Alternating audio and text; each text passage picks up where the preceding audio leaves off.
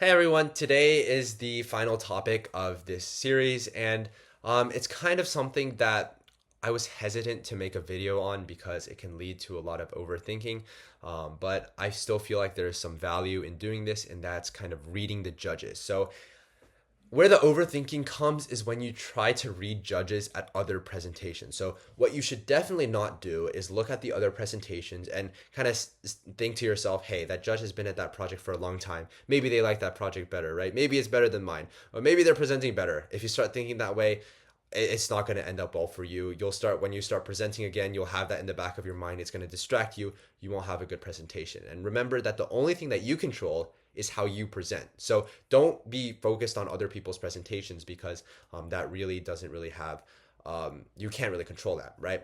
And something that I used to do that I had a really bad habit of was whenever there was a judge next to the project, I would look at the judge and see kind of like what type of facial expressions they were making or if they were nodding and stuff like that. And then when they got to my project and they weren't nodding, it would make me feel really bad. I mean, that's just really on you because you're just ruining your own mentality that way. So that's something that you should not do.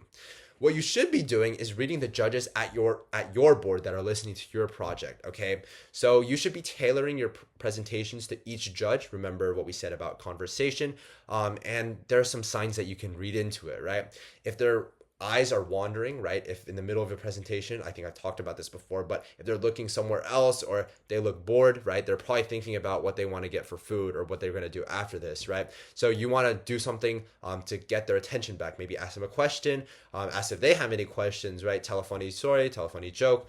You guys know about that already, right? So also, if the judge is looking at a specific part of your board, or kind of if you have like a lot of materials and they're like really interested in like the prototype, don't keep talking about what you're talking, right? The judge is not listening. The judge is interested in something. So pick up that something or point to that something and talk about that instead, right? It'll make the judge feel a lot more welcome.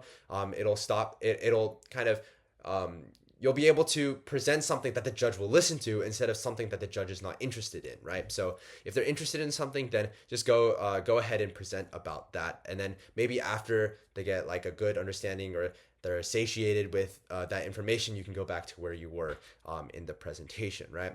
And if they ask questions in the middle, that's also a really good indicator of how you're doing as a presenter. Obviously, if they ask it at the end, it might be a little bit too late, but there's ways around that that I'll talk about. But first, if they ask you questions in the middle of the presentation, if they're asking easy surface level questions, that's usually not a good sign. That means they're not really following with the technical aspects of your project. So maybe you have to go back and re-explain something or maybe dumb it down a little bit so that they can understand it, right? If they're asking deep questions and questions that get you thinking and questions that make you think about like the future applications, right? Or ways to improve it, right? That's all really good because it requires a level of understanding to ask those type of questions. And that means that the judge really understands what you did. And at the end of the day, that's what we're all trying to do, right? If they ask about your future plans, or if they say, wow, you should patent this, or wow, I really hope to see this on the news someday, right? That's obviously a really good sign.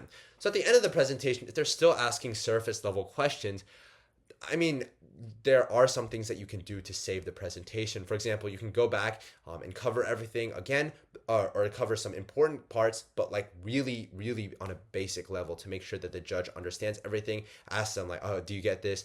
Did that really make sense? Because, and then make up some excuse like that puts the blame on yourself, not the judge, even if it's their fault, right? They want to feel like they're not in the wrong, right? If they feel like they're in the wrong, they're not going to give you a better score.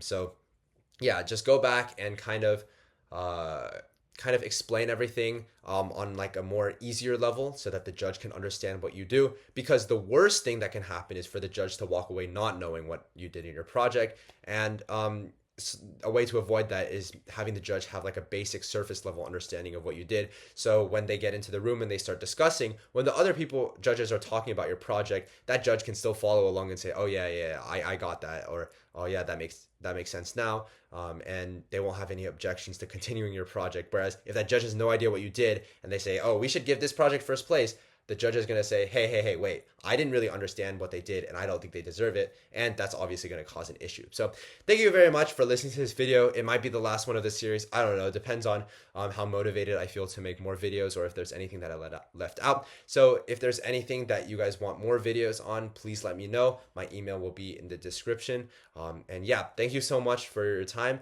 And I hope you guys all have a great science fair season and have a wonderful time doing science fair. Thank you. Hey everyone, thanks for tuning in. As always, I'll have links in the description below. If you want one-on-one tutoring, I have a Google form for that. Also, if you have any questions, you can shoot me an email. My email will also be in the description, or leave a comment and I'll see if I can get to it as soon as possible. Finally, if you learned something new or you wanted to support my work, there's a link down below that you can buy me a coffee or support my work. All of that is not mandatory, but I would really appreciate if you did that. So thank you very much, and I hope to see you guys soon.